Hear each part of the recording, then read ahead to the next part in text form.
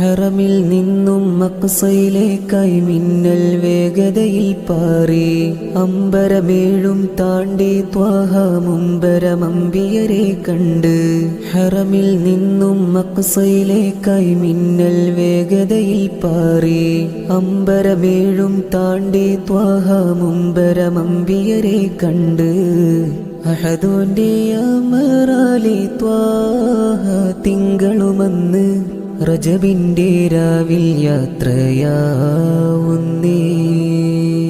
അജബേറും ബുറഖിലായി കൂടെ ജിബിരിലും ഇസ്റാ മിഅ്റാജിനായി പോകുന്നേ.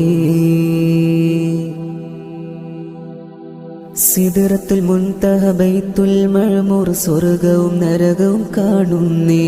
ജല്ല ജലാലെ നേരിൽ കണ്ട് സംഭാഷണമിൽ കൂടുന്നേ. ഉമ്മത്തിനായി സമ്മാനവുമായി ത്വാഹ റസൂലും എത്തുന്നേ.